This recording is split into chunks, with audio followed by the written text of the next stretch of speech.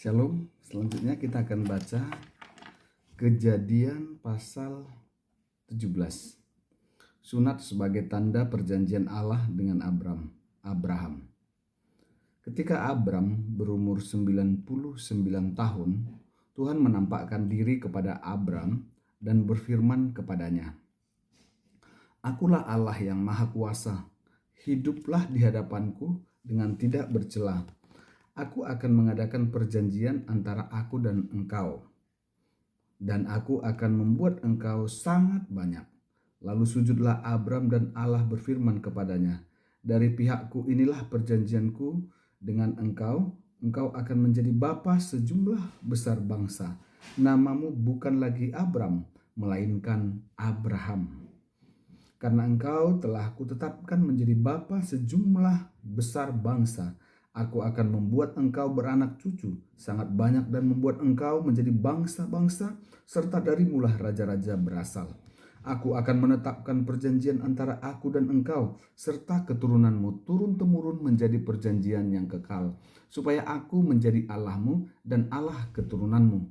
Kepadamu dan kepada keturunanmu akan kuberikan seluruh tanah Kanaan, negeri yang kau diami ini sebagai pendatang, menjadi milikmu untuk selama-lamanya. Dan aku akan menjadi Allah mereka." Allah berfirman lagi kepada Abraham, "Dari pihakmu engkau harus memegang perjanjianku, engkau dan keturunanmu turun-temurun. Inilah perjanjianku yang harus kamu pegang, perjanjian antara aku dan kamu serta keturunanmu. Setiap laki-laki di antara kamu harus disunat, kulit kitanmu harus dipotong, dan itu akan menjadi tanda perjanjian antara aku dan kamu. Anak yang berumur 8 hari di antara kamu haruslah disunat. Setiap anak laki-laki turun-temurun, baik hamba-hamba yang lahir di rumahmu maupun yang dibeli dengan uang dari setiap orang asing yang bukan keturunanmu, hamba yang lahir di rumahmu dan hamba yang engkau beli dengan uang harus disunat. Dalam dagingmulah perjanjianku menjadi perjanjian yang kekal. Laki-laki yang tidak disunat, yang tidak dipotong kulit kitannya, orang itu harus dilenyapkan dari antara kaum sebangsanya. Ia telah mengingkari perjanjianku." Allah kemudian berfirman kepada Abraham tentang Sarai istrimu, "Jangan lagi engkau menyebut dia Sarai. Sekarang namanya Sarah.